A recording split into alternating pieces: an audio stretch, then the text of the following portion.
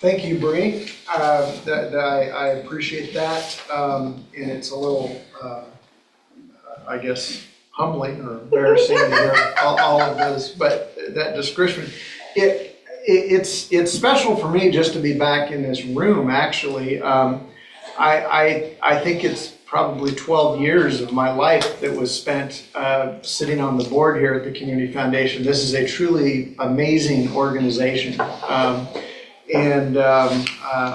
have, as Brie said, I was introduced to the Community Foundation by another, advisor, but that advisor was my boss when I was a very young attorney, I think in my first or second year of practicing, who had a client that needed some help with charitable giving and needed to talk to the then director of the Community Foundation. And I was tagging along with him to meet the then director of the Community Foundation over a lunch. I think it was at the Mission Inn, talking about how we could structure a gift for one of our clients. And over the years, I've been involved with the Community Foundation and found it to be just an amazing organization to help find ways to help clients achieve their charitable goals. I've also been very, I've been practicing law here in Riverside and in San Bernardino for about 30 years. And my whole practice has been estate planning, working with clients, helping them put together plans to protect their families, to protect their assets, and to help them achieve their goals, what it is that they're trying to accomplish. And I've also, over that time, been very involved in many different organizations that do a lot of different things throughout the communities. And I have seen how some organizations do a wonderful job at running their own affairs, and other organizations can be challenged, let's say, in how well they manage their affairs. And it might be that an organization is great one year, and then there may be another year that they have a different board, and they may or may not be but they're only as good as their board members, and the board members can change from year to year. So you may have a client that is very interested in supporting a certain organization, but what they're not necessarily thinking about is that the group that's running that organization over time can change and can evolve. And so those are things that, I think about when I'm working with a client as far as how to make sure that their goals are met. So what I'm hoping is that today I can talk about really what I think about when I'm sitting down and talking with my clients and how I work with them. My bigger picture is with their estate planning, but I want to focus here on how I approach charitable giving with my clients. And please ask questions and interrupt me. And I know we're all professionals here, and we all deal with things kind of in a different perspective than I do with my clients. But what I always tell my clients whenever I sit down and talk to them is, keep in mind I'm an attorney, and so whatever I say probably doesn't make sense. So you have to make a point of stopping me and interrupting me, because I think I'm smarter than I probably am. So stop me, and if I say something that doesn't make sense, tell me, and I will then, I'll restate it, or I'll find a way to make sure it makes sense. Is that the wisdom of age? Bringing forward. So when I'm sitting down with my clients, my goal is, what I'm there is I'm there to help them. I'm not there to tell them what to do. I'm there to really learn about them, find out about them, and then find out how I can help them achieve their goals using the tools that that I know about, but using those tools to help them achieve their goals. What I do is I'm helping them plan their estates, helping them protect their assets, provide distribution of their assets in an orderly way to achieve their goals in an efficient manner. And what is often true in these discussions is that I find that the clients haven't really fully developed what their own goals are. When I sit down and talk to them, I mean, the most common thing is I want to give everything to my kids. And, which is, you know, what most people say, but we'll sit and we'll talk, and over time, and in that discussion, we'll find out that there's actually much more that they want to do or they want to accomplish, or even more in how they want their kids to be treated. And it's not just, I want it to go to my kids. And so our discussions will be helping them both develop goals with their children, but also with their clients, with charities, as far as how they want to treat clients. So my role is helping them understand how they want how their estate plan can work for them. And, you know, I see my role with my clients is to be an educator. And I also think it's very important to be in the position where I'm not making the decisions. It's my clients who are making the decisions about where this is going to ultimately go. And I think I know from my standpoint as a professional dealing with clients, I need to be proactive in not directing my clients, because the reality of it is when you sit and you work with people, I find it's very common that they will often just do whatever you recommend. Because many times the discussions that I'm having with clients, this may be the first time that they've even thought about the concepts and the things that I'm talking with them about.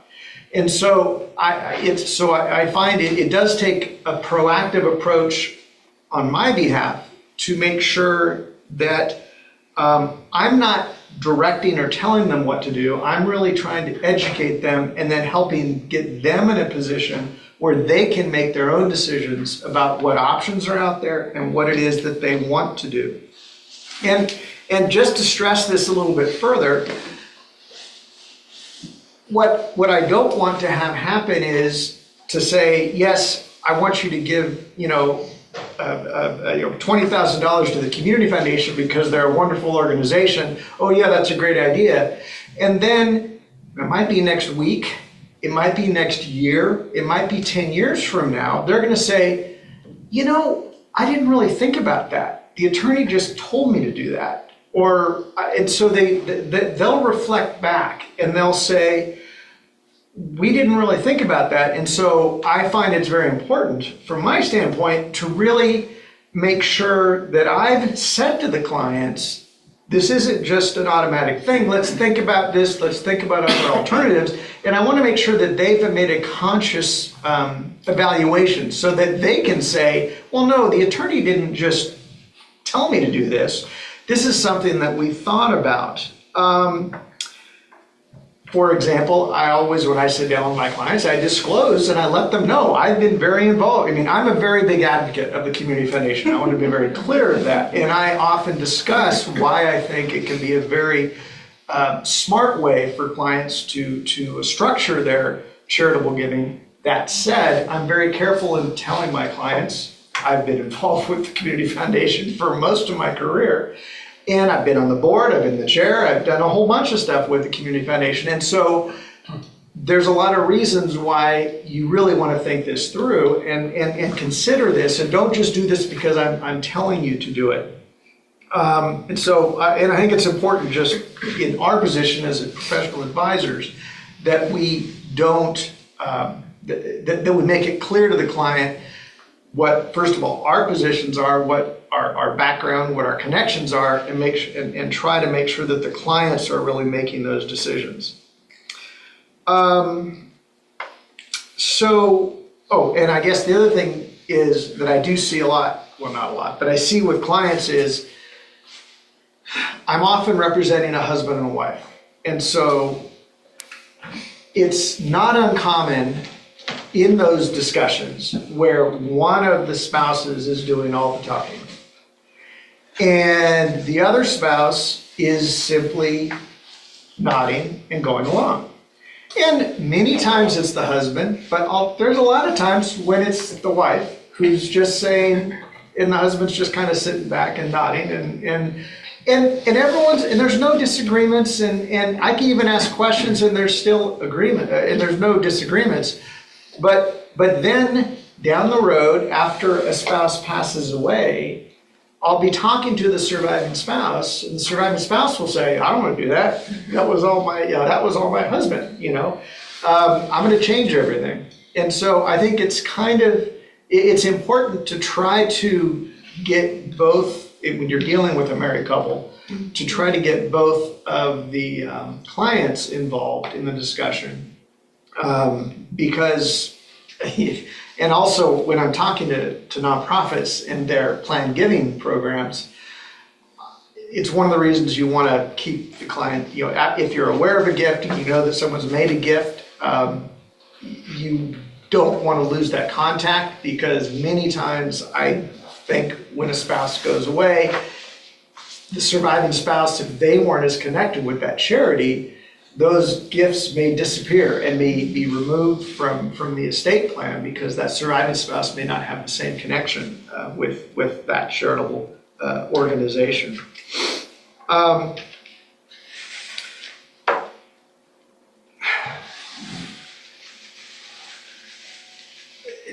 The other thing that's important for the charitable giving context is just to understand that most clients don't make charitable gifts. That's just the reality. When I'm talking to nonprofits, I always make a really strong point in saying, when you find someone who makes a gift, never take them for granted, because those are the diamonds in the rough. And if you're a nonprofit, that's all you're dealing with. You're only dealing with donors, and so you think, well, here's another donor. Well, I can tell you, because I can see all of the people who are doing estate plans, that most people don't make charitable gifts. It's a very small subset of the people who are making charitable gifts, and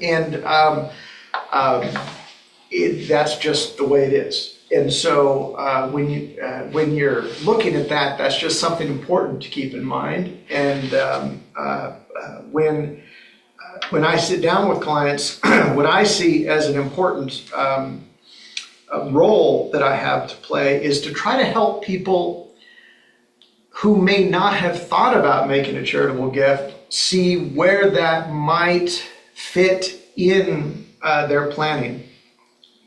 And so some questions that I will ask is, first of all, what gifts are they making today? What are you doing right now? Maybe you're making contributions to your church on a regular basis. Maybe you're making gifts to the school you went to. Maybe there's an animal shelter that you make gifts to. But what is it that you're doing right now? That's one area to kind of start a discussion about what are things that are important to that client. Because we might evolve that discussion into, well, if you're giving $100 a month to your church, would you like that to continue after you're gone? To have that same impact? We can do that. We can come up with a way to create a structure so that your church is going to continue to receive $100 a month. And we'll talk about how to do that, but is that something that might be important to you? So one of the things that I will do when I'm talking to clients is, what are you doing, clients, what are you doing right now? Another big area is if I have clients that do have estate tax liability. Now, those are larger estates. Right now, the estate tax exemption is 13.99 something million. It's a large number. Per person. Per person, right.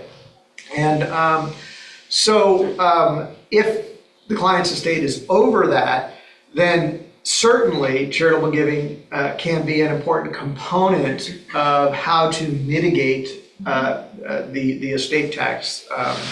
The estate taxes that will come out of their estate at their passing.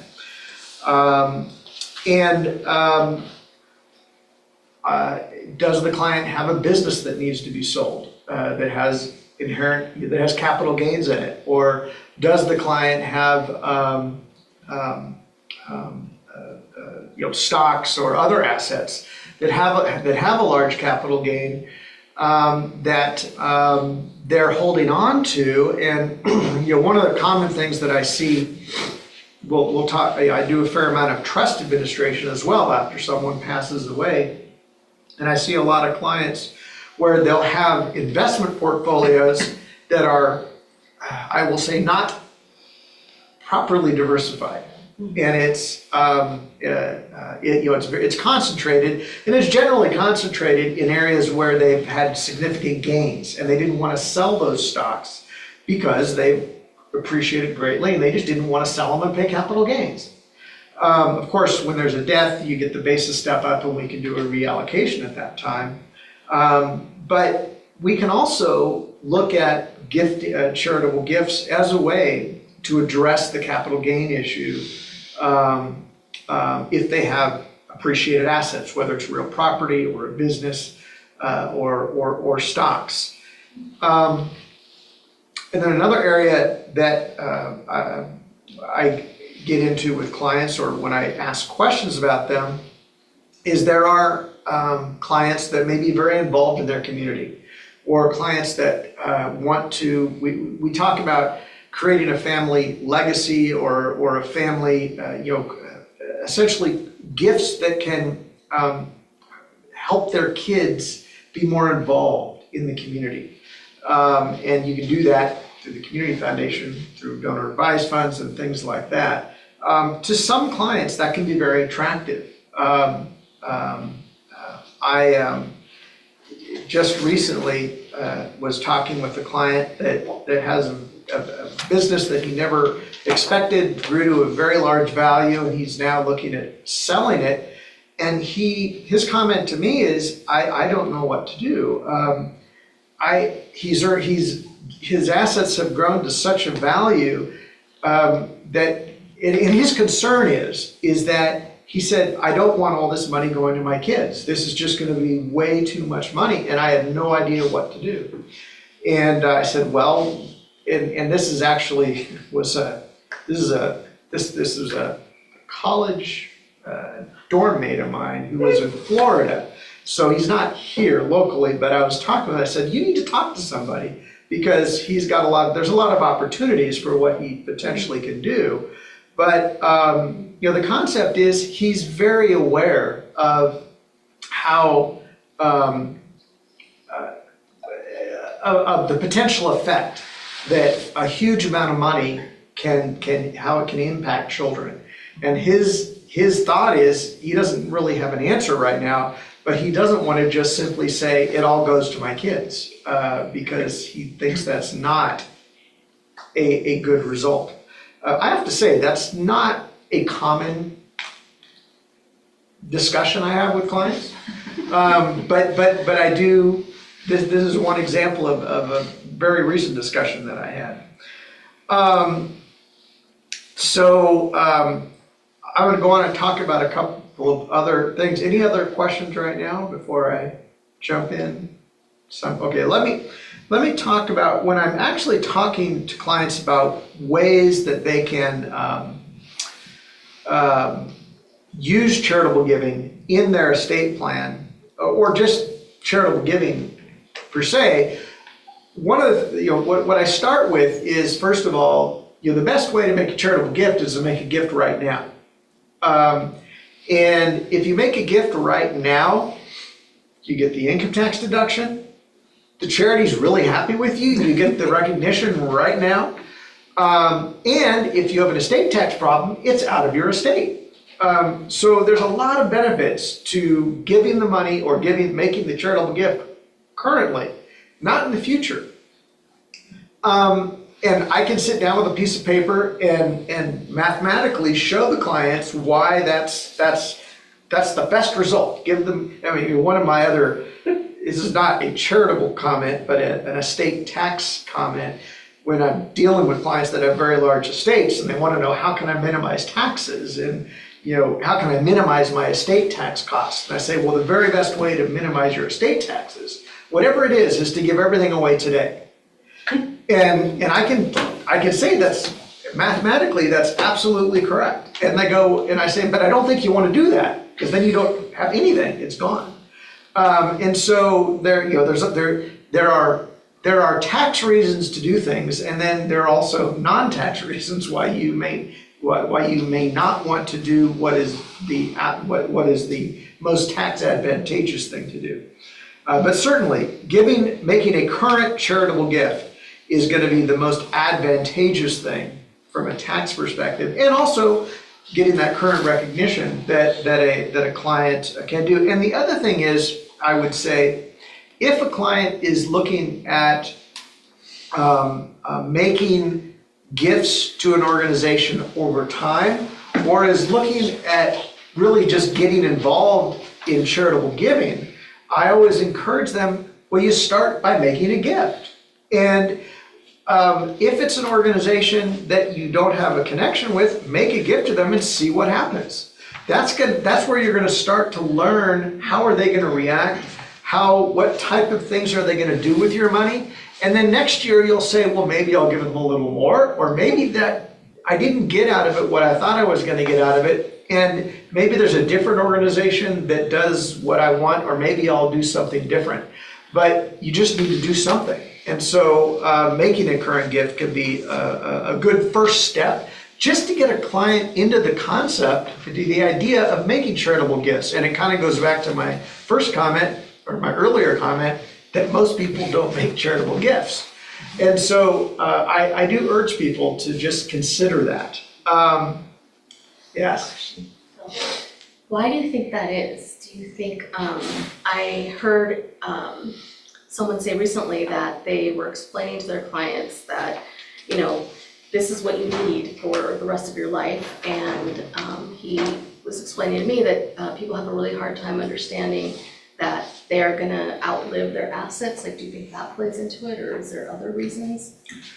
It's certainly true that in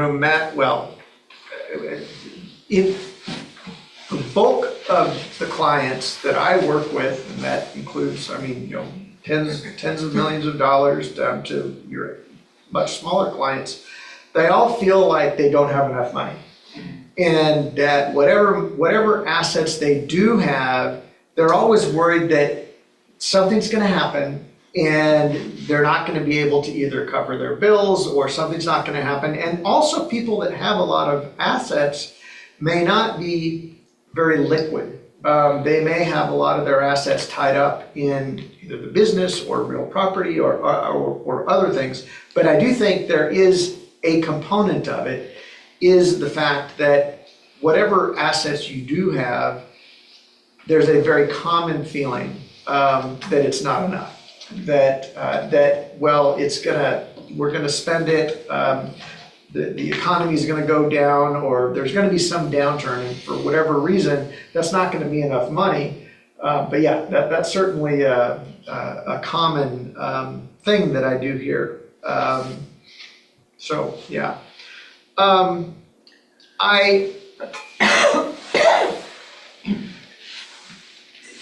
When I talk about making a current gift, probably the biggest response I get is that, well, I just don't have that type of money. I mean, I'm just working at paying my bills and dealing with my day-to-day expenses. And so for the most part, the clients that I work with, when they're looking at charitable giving, they do it in forms of gifts that will take effect at their passing. And testamentary gifts that will be incorporated into their trusts. And those are gifts because those are gifts that will take place after their current needs have been met, because they will have passed away. And so that's the common gifts that we often will incorporate into a client's estate plan. And for many clients, it's easier for them to understand that, because again, they don't have, their healthcare needs are done. They don't have to worry about any expenses. Their concept then is, I liquidate everything. I look at, this is what goes to my kids, and I'm going to have a certain portion that I'm gonna segregate, and that's what I want to go to whatever charitable organization I want to make a gift to. So a gift at passing is a very, what I commonly see. And so when we're looking at gifts, a gift in a trust is very common. And a couple of other just types of gifts, the one that I really like to talk about, and it's obviously apropos that we're at the Community Foundation, is donor advised funds. I find, and I've found, since I really started getting involved with the Community Foundation, that donor advised funds are a very powerful form of giving for the donor. And I've always, throughout my time when I was sitting on the board, when I was involved in the Community Foundation, I've always taken my role as looking at it from the point of view of the donor, because that's my, as an attorney, when I'm working with estate plans, and I really have felt that donor advised funds are extremely powerful gift devices for donors. The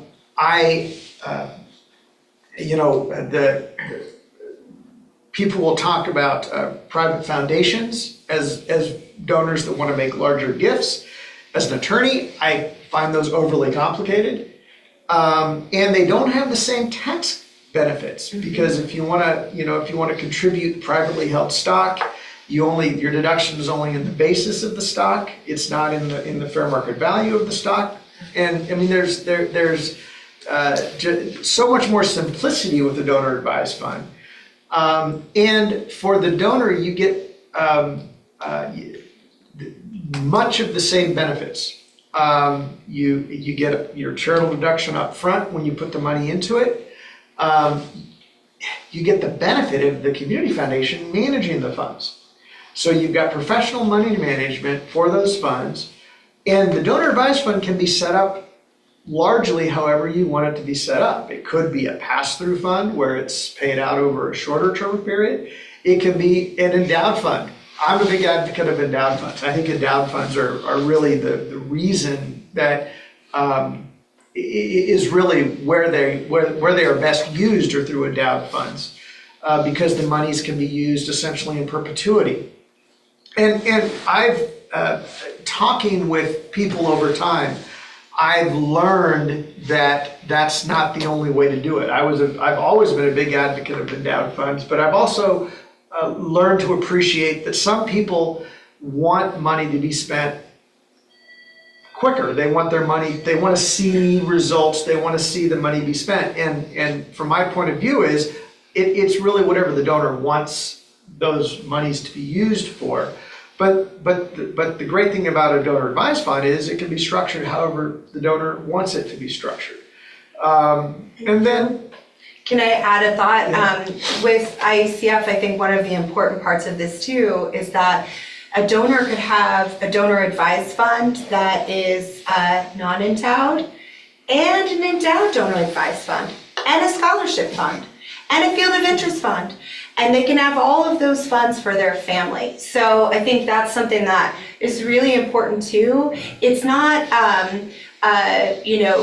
one choice. You have, a plethora of options depending on what your client wants. And so if you have a wife, like to your point, who wants it all to go out now, and a husband who maybe wants to have endowed, they can both be happy. So I just think that's an important thing to mention too, is it's not an or, it's an and here. It's a very good point. And the other thing I like about donor advised funds is that over time, is that you're not locked into a single charity.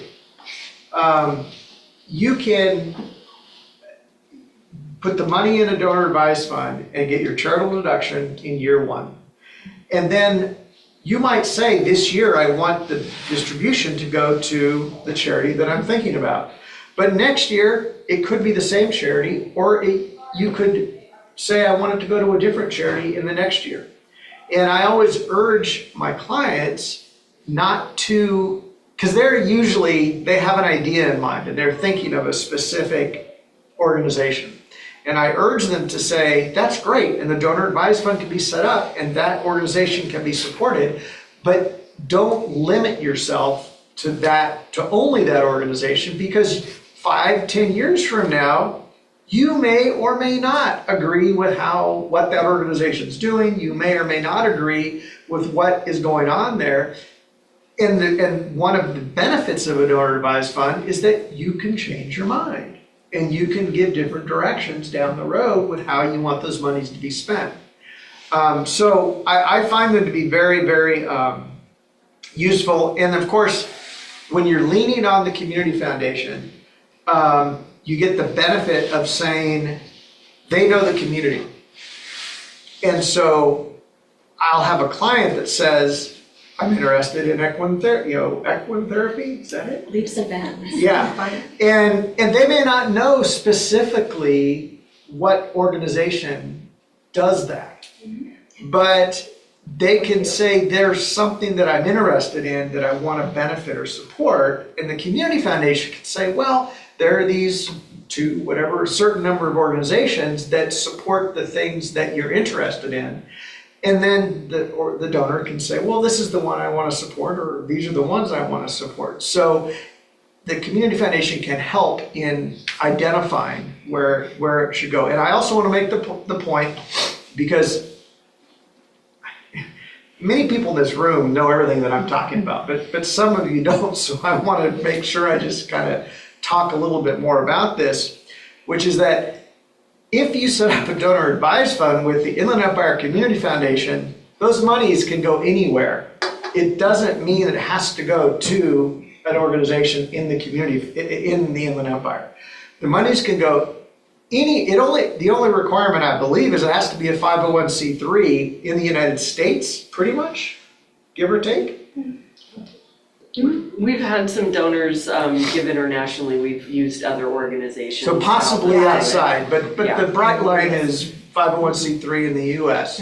So I think many clients will say, well, I want to donate to this organization here, but I also want to make sure my college on the East Coast gets a donation. And so you can do that.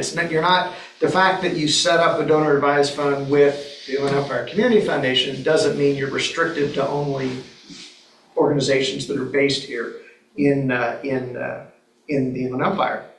So anyways, that's one way. Oh, and I guess the other thing I'll say is that for a client who wants to make a gift but doesn't know who they want to make a charitable gift to, it also is very effective because you can set it up relatively quickly, and you can make that charitable gift without the client having fully thought through and decided what they want to do or where they want those monies to go. That planning can develop over time where those distributions should go. And you can have that gift made, get that charitable deduction in the current year, and then over time decide where you want those distributions to go. So I think that's very useful. Bill, do you have a lot of clients that set up charitable remainder trusts with real estate or securities? I do have, and that's the next one I've got on my list here. I should just wait. I apologize, let me turn this off. Charitable remainder trust is a very useful, another charitable device that is very useful if you have a client that has appreciated assets, appreciated real estate is a prime example. And it allows the client today to put the real estate create the charitable remainder trust, and it's an irrevocable trust. The real estate is transferred into this irrevocable trust. The client the client will receive an income. Well, typically, if it's real estate, it's set up so that the client typically would not receive income until the property is sold. But when the property is sold, it's sold in the trust.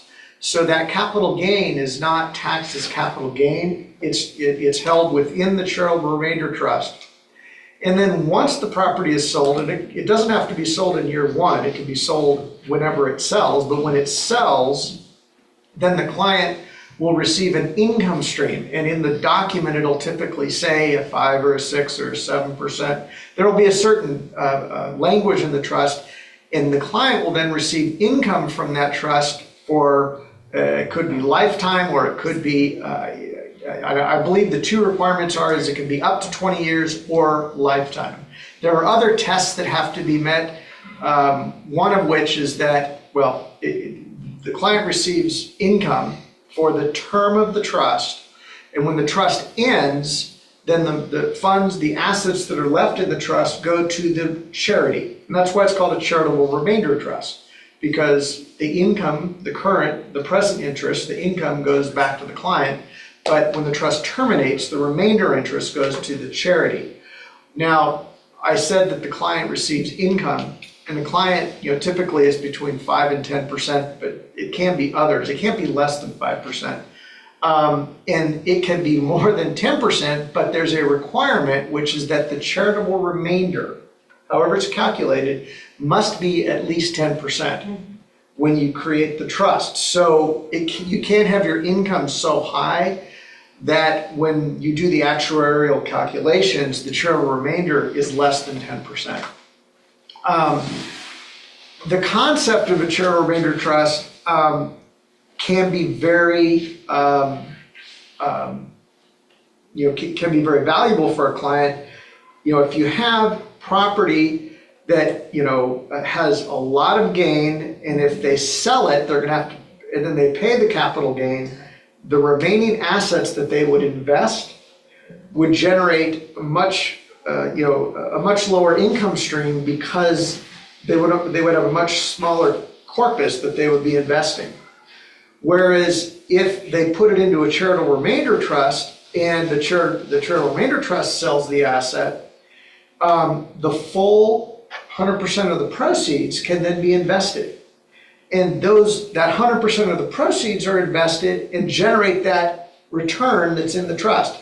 And if it says that they're supposed to get a 7% return, they'll get a 7% return. And again, it's either going to be 20 years, or it's going to be up to 20 years, or lifetime. And when I'm doing them for my clients, we try to do them as lifetime trusts, as long as that doesn't violate that 10% remainder rule. And again, assuming the client lives, and you can calculate it out, but if they live for a certain number of years, the income stream that they do receive can be greater than the income they would have received from the investments if they had just sold the property outright, paid the taxes, and invested it. Now, keep in mind that the income that they receive from the charitable remainder trust, there are taxes that they have to pay on on that income, but those taxes are going to be spread out over the lifetime of the charitable remainder trust. So for the right client, and for all of these, I always say you need to sit down, you need to talk to your CPA, you have to run the numbers, and you have to see if it makes sense. But if it does make sense, a charitable remainder trust can be a very valuable way to structure these. A couple of other things I'll mention with charitable remainder trusts. I see them in two broad flavors. One is attorney-drafted charitable remainder trusts, and the other is charitable remainder trusts drafted by the charity that the donor wants to give the assets to. From my standpoint as an attorney who drafts charitable remainder trusts, I will just give you my comments on them. The benefits of going to a charity and talking with them and having them draft the charitable remainder trust for the donor is that it's very simple. The donor is not going to have to pay me to draft the charitable remainder trust. And the donor's not gonna have to deal with an attorney and all the questions I'm gonna be asking about, do you want this, what do you wanna do that, and how's this calculation gonna work? In addition, typically the charity will be the trustee of the trust, and they will manage the asset, the remaining assets, for the term of the trust, the lifetime, or whatever that term is. And so the management during the term of the trust can be easier for the client because of that. And so those are positives for a client when they work with the charity. If you work with an attorney who drafts the trust for the client, there are some other benefits that I'll talk about. And the major benefits are that the significant benefit is that when I draft a trust for a donor, I can set it up so that the charitable remainder is modifiable. When I set up a charitable remainder trust, when I draft it for my clients, that it has to go to a charity, but I can give the donor the power to modify the remainder beneficiary. Now, if the charity is setting it up, they're not going to do that. They're going to have a trust that's why they're doing it, and that's why they're being the trustee, is because they're the vested remainder. I have seen, or like large universities and large organizations, if there's a large gift, they'll say, we need to be at least the 50% beneficiary or something like that, and they'll let the donor designate the other 50%. But there will be some, usually significant, usually 50% or more, remainder, beneficiary amount that the donor has to be in order for them to agree to serve as the trustee and be a vested remainder. Whereas if the attorney drafted it, we can have a little more flexibility in the document, and we can make sure that the donor can say 10 years from now, I don't really want to give the remainder to that charity. I've decided I want to change the charitable remainder to a different charity, so there's a little more control. Can I just add on to that, because I think this is such an exciting way that we can partner with you and with your clients. When it comes to the attorney drafting the estate kind of plans, they can put on there that the charity, because we're a charity, IECF can receive those funds. We view all of them as revocable unless otherwise stated by the donor, and we celebrate that because we feel like we need to prove that we are in good standing to receive those monies. When the money comes to us through an intent form, which I think I'm going to share with the group just so you can see it, that can actually, when someone passes, the money comes to IECF. It can go to existing funds that are already at IECF, endowed, non-endowed, quasi-endowed, scholarship, field of interest, you name it, or ones that would be created upon death. And I think when you're talking about charity, I just want to parse those out. Sometimes it's for one specific charity, and many people who are charitable like to give to more than one charity. And if you have clients, when you're asking that question, and I think it's a great question to ask, what are you passionate about? What organizations are you giving to? Do you want to endow your giving to them? And that would be 25 times our spending policy of 4%, for example. That is a really great way, again, and I will not do it with humility, IECF can support that holistic kind of plan, revocable as it may be, where those dollars come to IECF and upon passing, they go to one or multiple funds either already here or will be created. So just something to consider, because I think when I talk to people about that, they go, oh, I didn't realize that you can do that. And it's not just the name of a charity. It could be, again, a cause. It can be for a specific purpose. It could be a scholarship that has specific criteria. It could be paid out within a certain amount of time. And I'm just trying to say this because this is where that depth of relationship building comes in. You don't have to know all those questions. You don't have to know how that conversation will go. We are happy to help you if that's helpful to you and your client, exploring those options and having that depth of conversation around charitable giving. So I just think that's something that, again, really proud that we do that, but a way that we can come in and support you and your clients. Those are really good points. So, Rosario, did that answer? Yes, and do you have many clients that, can they give a portion of their private company stock? Donate it to, put it in Into a a charitable charitable remainder trust? trust? Well, you can, but typically you're doing that if your intent is to sell the company. But as long as you don't have a contract, or does it matter whether? Well, yeah, you don't want to have a binding contract to Okay, sell. that's And the key that's there. actually one of a good point to make Yes. with charitable remainder trust. I will have clients come because they've signed a contract to sell a piece of property, and then they call us and they say, we want to put a charitable remainder trust together because we don't want to pay the capital gains.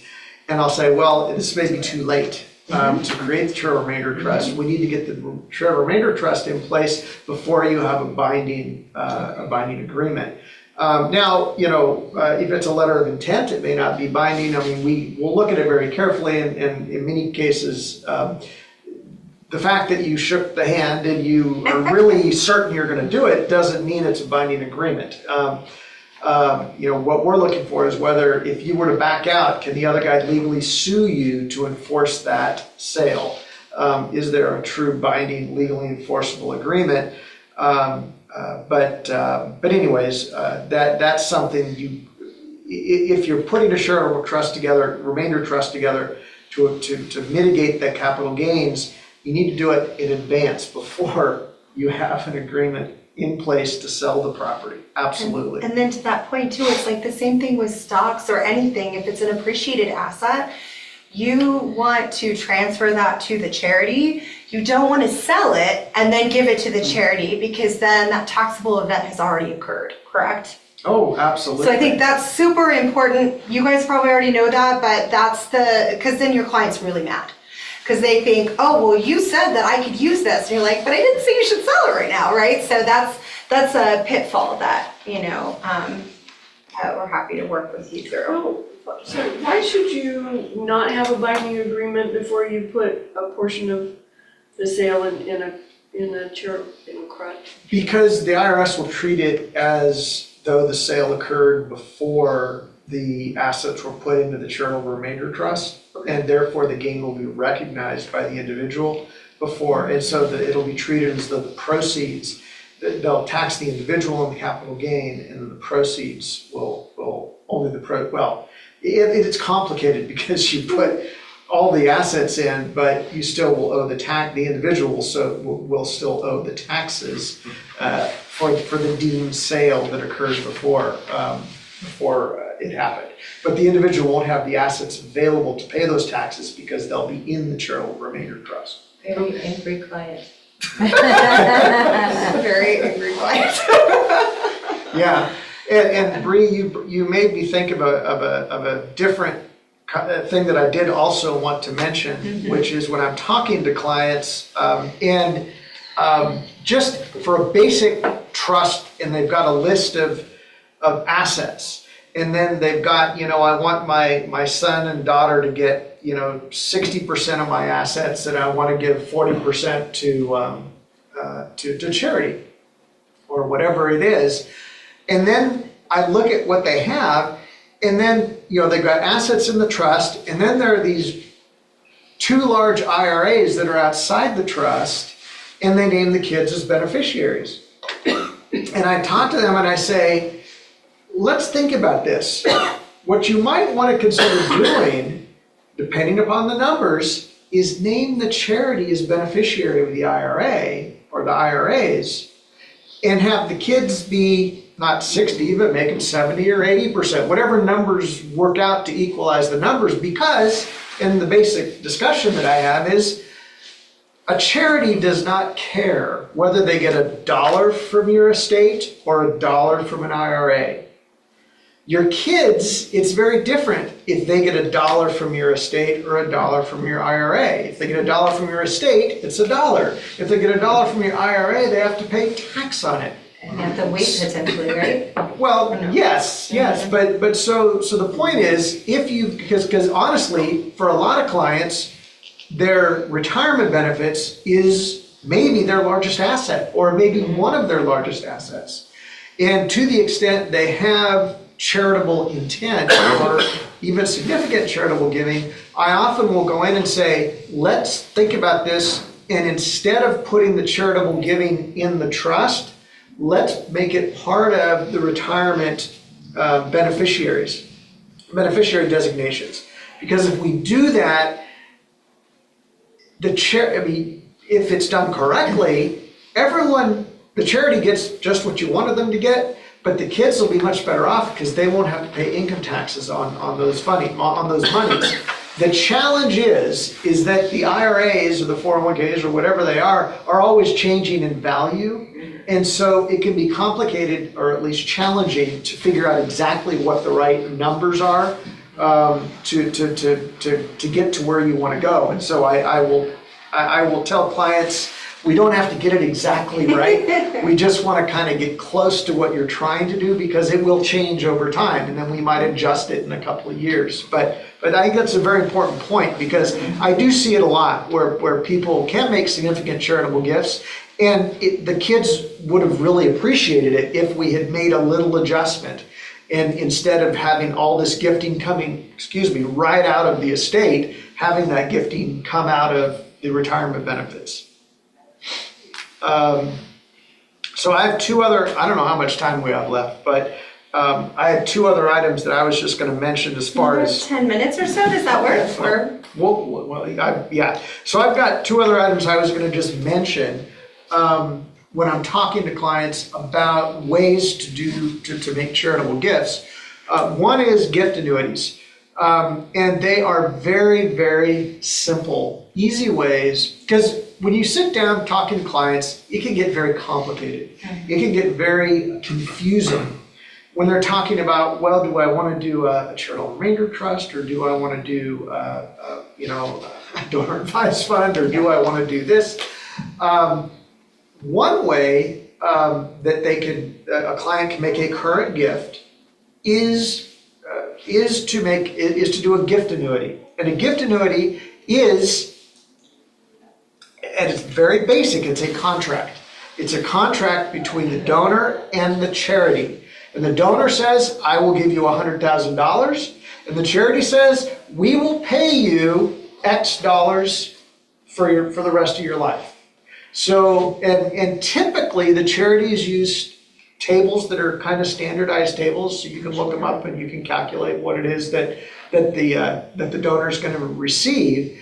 And the donors like these. I'm not a big fan of annuities in my clients, just investment portfolios, but I can tell you by seeing what my clients own, the clients like them. Clients really like them because they like the certainty that you get from an annuity. It's there, and they know they're going to get the money, and it's going to be there for the rest of their life, and they don't have to think about it. It's just going to come in. And the same concept is true with a gift annuity. They go, they make their contribution to the charity, and for the charity, it's typically a 1 or 2 page contract. Am I right? Yeah. Yeah, it's a very short piece of paper that the donor has to sign. And it simply says, sign here, pay us this amount of money, and the donor will then receive this payment for the rest of their life. It's very, very simple. And so anyways, I think that's, and the donor will receive a charitable deduction for making that gift annuity. Now, if it's $100,000, it's not a $100,000 deduction. It's going to be less the present value of that life payment stream, but it's still, there is a charitable deduction that's connected with that gift. And you could do a gift annuity. Anyways, gift annuities are very flexible. There are great ways that donors can do that. And the other thing I'll mention is a gift of a remainder interest in a residence. And I can't say I've seen a lot of these, but I do think that they can be very effective ways for, I will see clients who have a very strong affinity for a particular charity, but they just don't know how they're going, well, they have certain assets that they want to give to their kids, but they don't know how they're going to effectively make a gift to a charity that's important to them. And one way that they can do that is by saying, well, our investments are going to go to our kids, but we're going to put the house into a gift or remainder interest. And what that means is there's a deed that goes to the charity. The parents can live in the house for the rest of their lifetime. They'll get a charitable deduction when they do this. And then when the parents die, the house gets sold and the proceeds go to the charity. Again, if it works certain clients, but for certain clients, it can be a very effective way for them to accomplish what they want to do with assets that they have on hand when they may not even have thought about it or realized that it was something they could do. So I wanted to throw those two things out. Oh yeah, and I would say interestingly enough with that, because we have all these different types of funds, the charity is IECF, you have all of these options, right? It's not one charity, it can be scholarships and designated funds and field of interest, and suddenly it becomes kind of a cornucopia of opportunity for them, which is a lot of fun, and that's where we can shine as well. So are there any other questions? I thought you had a question. I do. I have a question as to the mechanics of the donor advised fund. Mm-hmm. We use Fidelity. Mm-hmm. We're able to see the target date funds inside of that. How does it work if I was to have a client or recommend that a client open a donor advised fund here? Mm-hmm. Are they choosing the investments? Where are they held? Can we link it to Wells Fargo? How are they seeing that? So, great question. I think there's a couple of aspects to this that are important. So, we do have different investment portfolios that are managed here through an investment committee of volunteers that are really exceptional. We have those identified in the annual report, as well as a company named VIVIS, and so which handles $1 billion plus assets. There's short, middle, and long term. And if your client wants to continue to have you manage those funds, if it's over $500,000, we can do that. So they would have access to our portal where they could, make allocations. They also have quarterly statements that are given, and they have us. I know with Fidelity, and again, not throwing shade, everyone has different preferences, but if it's a person who really wants a high-touch experience, they want to be able to connect with someone on the line, they want to be like, oh, I can call Claudia, not I'm going to call this 800 number and be routed through whatever, then that's the difference, I think, between, those experiences as well. Hopefully that answers your question. There's a small ESG pool that we started many years ago. The investment committee's sort of been evaluating this. I think it's got about 8 million in it, but it's actually lately performed very well. So it's another offering. But there's no way to link right now, maybe in the future, IEC, the funds here, like we can with Fidelity, to see on Wells Fargo's. Yes, no. Not yet. Okay. However, I think if we were to have that $500,000 relationship, we would be able to look into how we could do that. Okay. So, I feel like we don't do that now, but we're a scrappy bunch. We figure out ways to do things, so I'm excited by that idea, because I think that people would want to see that. Okay. So it'd be interesting to explore how we could do that. And again, if I'm recommending a donor advised fund to a client, what are the minimums to open a fund here? $25,000. Okay. It really isn't a minimum, but the minimum fee is based on $25,000. Okay. So we would say that's the start. And we aggregate all fees together. So should they want to have 5 different funds, fine with us. And we would aggregate all of those fees together. Okay. make it a benefit to the client. And that's the other thing, again, we're also a nonprofit, right? So whatever we make is so we can continue to, I like to call it a double prop plane, right? We have the donor dreams come true, and then we have community leadership that we're doing in the community. And a part of that is really trying to identify, and I'm sure Michelle could share much better than I can, but our focus has been around the vital conditions framework. It's a framework that's utilized within the state, federal government. It's really trying to move from urgent services to more long-term strategic needs in a very positive way. It's actually in your annual report, and we're super excited about this because we've been engaging nonprofits around this, so that they can also support this idea of where are we as a region within the vital conditions, and we can also compare and contrast where we are to neighboring communities, other places, in the country. For example, maybe we have a problem with bad air quality, for example. So, again, there's that breadth and depth of knowledge. So even though I think sometimes donor advised funds, the donor knows what they want, if they don't, and they're like, hey, I really care about animals and I just moved to this community. I'd love to know more about who could help with animals, right? We have our incredible impact team that can provide a list of nonprofits that are available within their area. They can tell us where it is, so we can help them to make the best educated decision about where they think that money would be best suited for their cause. And again, I don't know if that's something that Fidelity would do, but we are honored to do that. Again, it's just kind of a higher touch, higher, personalized kind of service that we provide here. Good question. Is there any part? Thank you. No, that's everything. I have one more question, sorry. Yeah, go. If someone has a large annuity, can they give a portion of the annuity to a charity? Annuity, At what point? as in the income stream? As a portion of the funds in the annuity. I have a client that somebody sold her an annuity a long time ago and she has a taxable estate, so they won't get a step up. And we were trying to come up with ways to get funds out of it, and I don't remember. Well, she could name the beneficiary. But now, like if she wanted to make a gift today.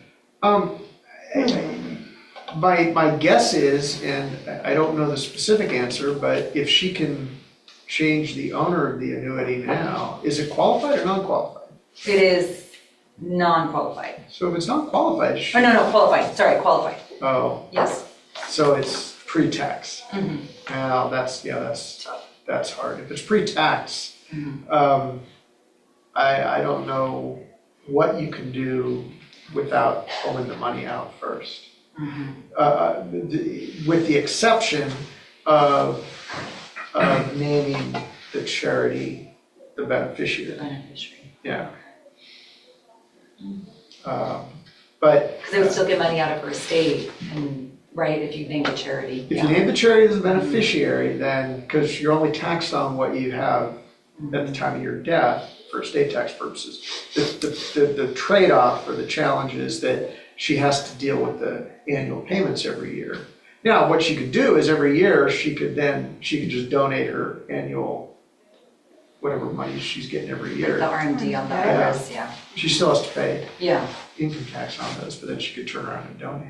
I have a Thank question for Phil. So, in your line of work, you're dealing with, clients who have assets, but talk to us a little bit about how you handle the next of kin issue, because they're gonna come up, and obviously at the end of the day, they can just kick rocks, right? Because pound sand, because it's not their money. But, how do you handle that conversation with your clients dealing with, they have 3-4 kids or something like that, and they're saying, well, I want none of it to go to my kids, and then all of a sudden they pass on, or maybe it's getting close to the end of life, those situations have to come up where the kids are like, what, how did you have this conversation, why did you do this, Well, it can be touchy. If when the parents are alive, I always encourage my clients to talk with their children. and to let them know what they're planning to do, especially if they're going to do something that is going to be very unexpected by the kids. And a lot of times they'll say, well, they're not going to, well, that's going to destroy Thanksgiving, that's going to destroy, the next holiday. And my response is, well, I said, well, it might, but do you want it to destroy a Thanksgiving and then you have a conversation and then over time they understand what you want to do? Or do you want the lasting legacy that they just are angry with you because they learn about it after you've passed away? I can't say that convinces everybody, but it does change a few minds. But I do urge people to have discussions, because it's the same issue where I'll be talking to a mother or a parent, and maybe they have 4 kids and they want to disinherit one child, or give one child significantly different amounts of money. And I say, okay, you have your reasons, and what, you're the parents, you know best, but you need to sit down and explain this to the family so they're not learning about this after you're gone. And you can say, I love you, you may not agree with me, but I'm doing this because, I'm not doing this because I don't love you. I'm doing this because even I love you, but nevertheless, this is what I want to do and this is what I'm doing. That's a perfectly valid reason. They may not agree, but you're just saying, this isn't a mistake, it isn't a fluke, and it's not because I don't love you. And then over time, maybe they'll come back next Thanksgiving. Great, are there any other questions? I have a solution for you. So, we have some clients at Wells and they pay us for planning services in addition to that, right? And so what we'll do is we'll put all their separate logins on either a Money Guide Pro or an eMoney, to where when they log in, they see everything, how it's appreciated, how it's depreciated. And so all of their assets are in one place and they can watch those actively. So if you guys have access to something like that, that'll make that seamless. We use eMoney, but I'm not sure how you would link a log. I'm not sure. I think that you can do it from, there's like a, Sync. no, there's a portal where you do all the logins and everything. I can't think of, account aggregator. There you go. And then that feeds into eMoney. It's still not Confusing. actively managed by the client. That's why I was, Yeah. I don't know. But thank you. Yeah. And then question, if you're changing some of the verbiage to make the charitable remainder trust flexible, the income stream flexible, does that necessitate a recalculation annually or for a specific time period based on fluctuations in the market, or is that just, hey, we calculated it here, we'll calculate it when we calculate it again whenever we want? It's a good question. The answer is no, because you're not changing the payout. The only thing you're changing is who the charitable beneficiary is. And it's in the original document. You cannot, the power to change the charitable beneficiary is a valid power in a charitable remainder trust, but it has to be written in the original document. You can't add it to the document after the irrevocable trust is signed. And once it's in the document, the settlor, this client that created the trust, can, by signing a piece of paper, say, well, I want the community foundation to be the beneficiary, but, I've lost interest and now I want it to go to, Crafton Hills College. Exactly. So, but that doesn't change the payouts, so there's no Gotcha. recalculation. I thought we were having flexibility in the payout, so if the market appreciated more, we could potentially pull more income and still have a 10% remainder. Yeah, and there are people who get into how you change the payouts with charitable remainder trust, and you're not technically, the trust terms will stay the same, but you will have investments, and you can, by changing, there are some trusts that pay out on an income basis versus a percentage basis, and then you can change how the investments are structured, so you change what the income is. Gotcha. But that takes a lot more analysis and complication, but there are ways to do that. Okay. Great. Well, thank you so much, Phil. We're so grateful for you and you taking the time to help us to explore this really meaty topic. I know we talked a little bit about how you are a professional advisor champion. I just wanted to take a moment. Everyone has a package in front of them. I wanted to share, there's 2 pieces that I think are particularly going to be helpful to you with your clients. One, this is the professional advisor guide to charitable giving. If you look through it, I think some of the exciting parts of it is there's 5 reasons to partner with IECF. Number 1, control. That control, again, if it's over $500,000, it could be an individually managed account. You don't have to move those assets actually to us. With our connections, we talked about 80 years we've been in this community. We have connections not only with nonprofits, but significant stakeholders in the community leadership space, whether it be public or private.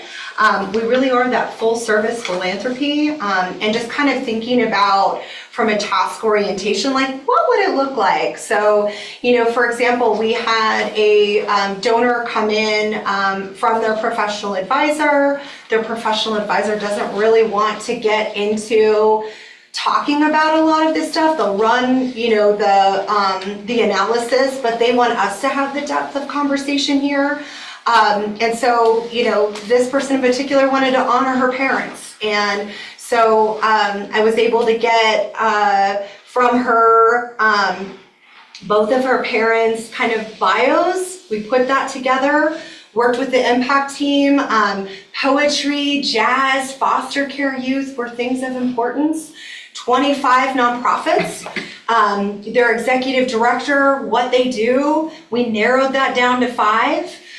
Put together a 1-page kind of application. What would you do with a $25,000 endowed gift? They gave us back what they would do. What would you do to honor her parents? They gave us back what they would do. Had another conversation with her, been having conversation with her for 6 months, and I say, you're in the driver's seat. You tell us where you want to go. You tell us how quickly you want to go there. We'll figure it out together. She started going, hey, maybe I should do donor advised fund giving. I said, that's absolutely an option. We can do that. She goes, well, I don't know. That's a lot for me to do. I'd rather just get this going. And I'm okay. And there's, it's $2,300 to help a student, a female student do jazz. How much would that be? I go, just times it by 25. That's how much you want to have in the endowed fund. So now something that was going to be 100,000 is looking closer like 200,000. She wants to add a scholarship fund. She's thinking about all those things. So, really, again, that's that teaming up. We are going to take it all the way with intention. And she goes, I could probably connect this with my estate plans. You absolutely could. And it's almost like a mochi for the lawyers here that's at IECF. They can change it. They can, continue to morph it, depending on what they would like. And I think the other thing that's always important to talk about with community foundations, we have variance power. This is a really cool thing. So probably only used it 5 times in our 80 years. Somebody said, I want to end polio. Okay, check, you did it. So that money's not going to languish there and stay there forever, right? Our board of directors kind of comes together when this happens, doesn't happen very often, and says, what is the intent of the donor? So it's for those people that want that control with their money. We're going to make sure that the intent is there, and the more information that we can get and have on file and on record, the better we're going to be able to make sure that they're controlling their legacy when it comes to charitable giving. Our investment performance, we have $137 million in diverse assets. Again, we have really good performance, so we could probably send that out to the group too, so you can kind of see our performance over a 10-year period.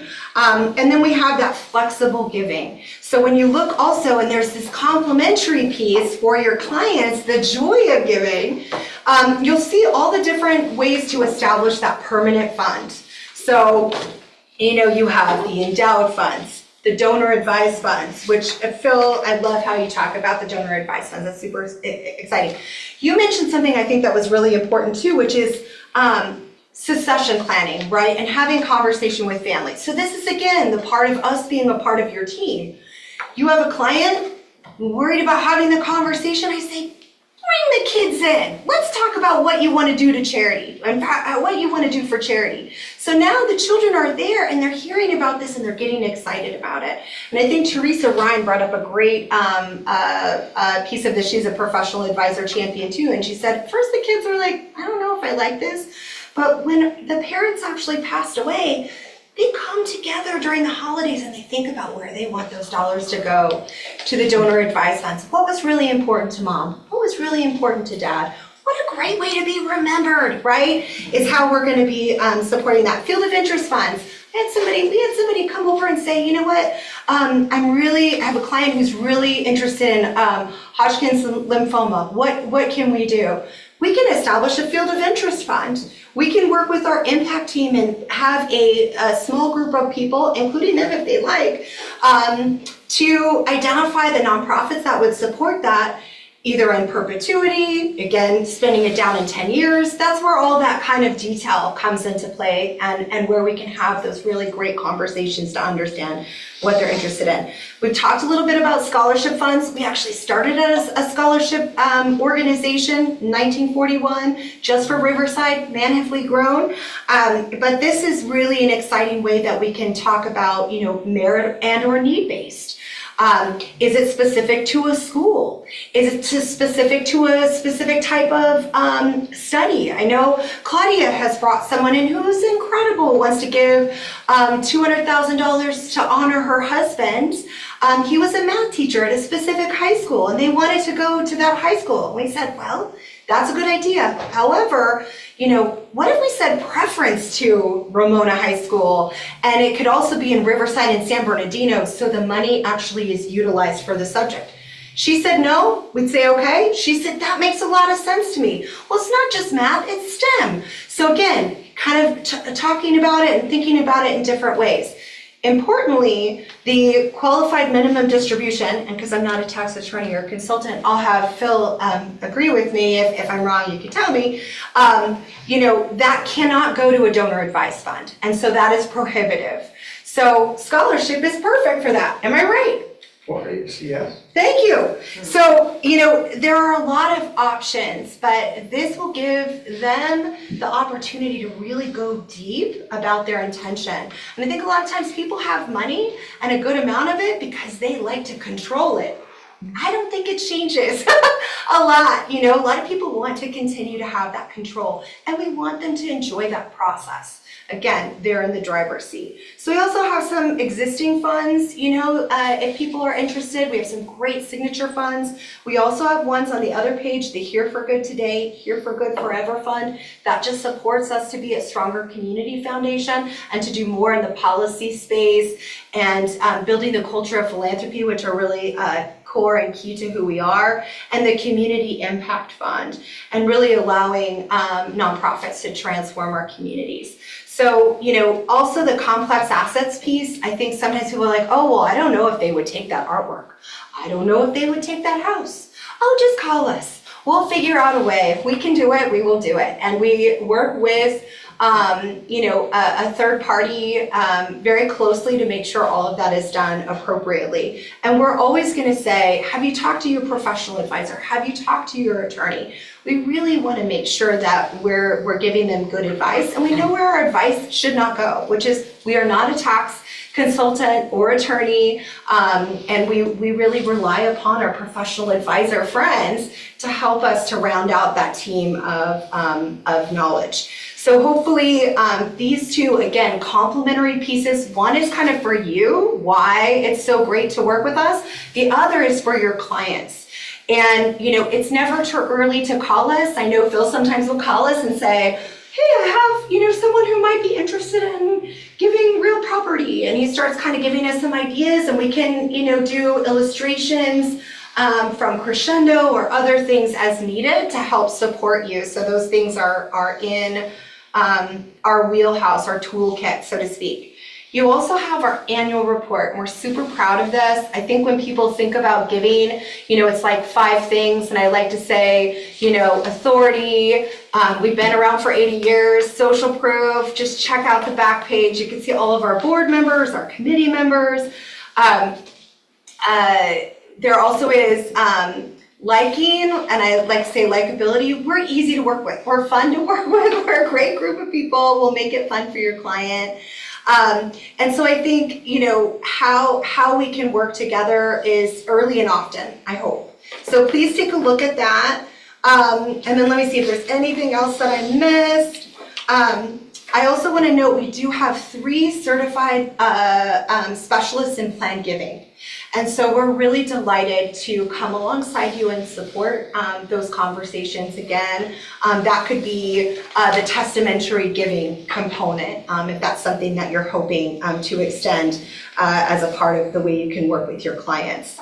I did talk about the wide array, cash, stocks, and bonds are typical, but real estate, insurance, retirement assets, right? And I know we've been talking a lot about qualified minimum distributions.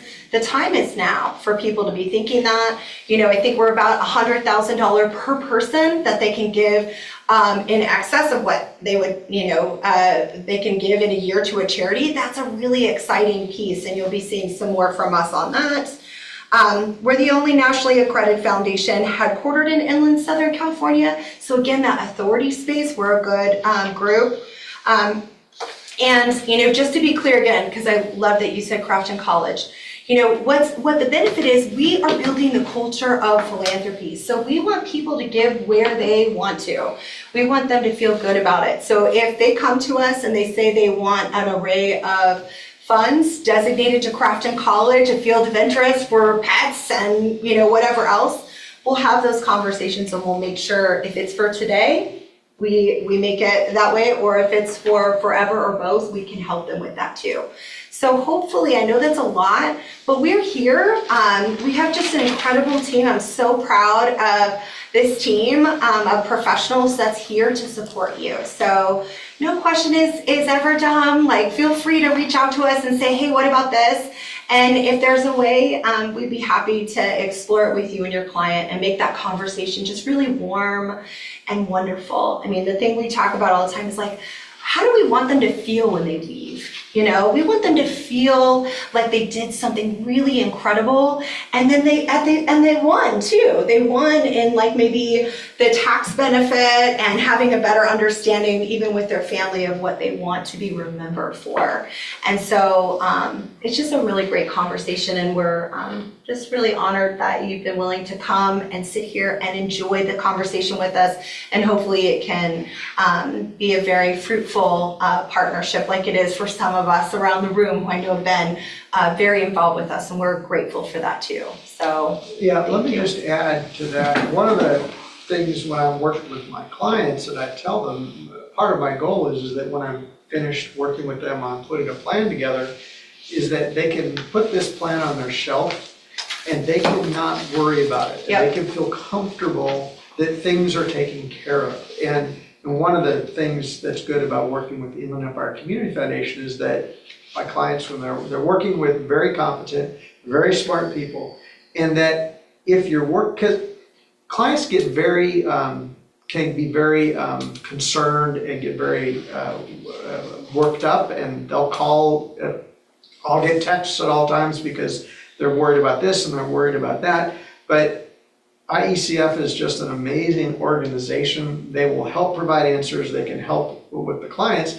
And once something is in place, the clients can know this does what I want it to do. And then they can feel comfortable and they can go on with their lives. If they want to make a change, they can come and make a change, but they know that things are done right and they can feel comfortable, and they'll appreciate you because you helped them find this resource. So Phil, thank you. I want to note that for all of you, I think the key in getting people to give is asking. That's the only way anybody gives, is somebody asks them to give.